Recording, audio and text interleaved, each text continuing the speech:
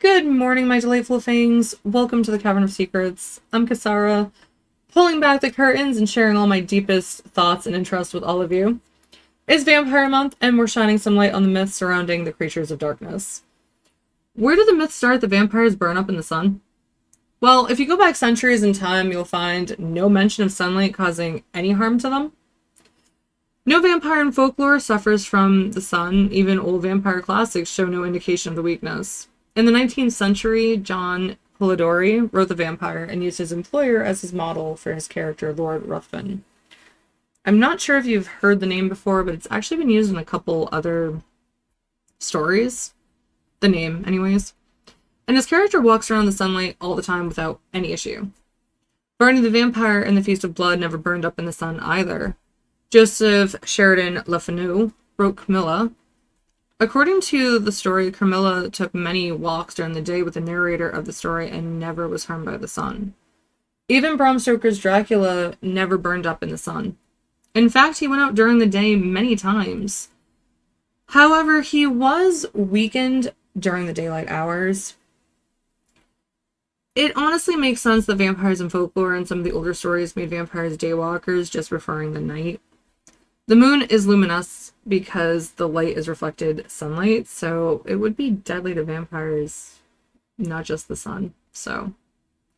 And the stars, some of them are suns, so you can't really get away from it, if you think about it. Where the myth actually started was Nosferatu, the German silent film. They depicted Orlok the vampire being caught by the morning rays and vanishing. It was to make it more visually pleasing and dramatic for the viewer.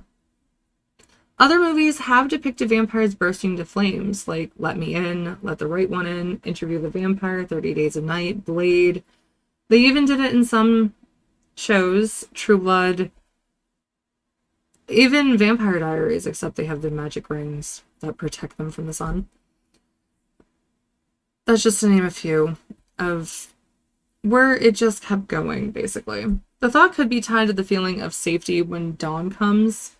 The nightmares of darkness are banished when the light of day shines through. It's far more terrifying knowing the nightmare creatures stick around past nightfall, if you think about it. So what do you think of vampires burning in sunlight?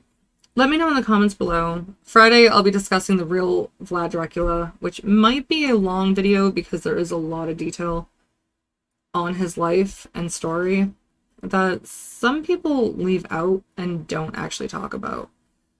I watched a lot of documentaries on him and I read a lot of books. I was interested in wanting to know the truth behind the legend.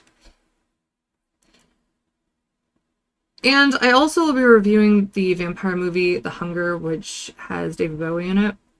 I've never seen it before, so I'm going to give that a watch. Surprisingly, I've never seen it because I've seen just about every vampire movie out there. If you can't wait for the upcoming content, click the bell icon to be the first notified. If you don't want to wait, check out my other videos on the screen. If you liked this video, click the like and subscribe buttons to show your support. It does mean a lot to me. If you didn't like this, let me know why. I'm always looking for ways to improve. Thank you so much for watching. I hope everyone has a great week. Take care until next time. Bye, everyone.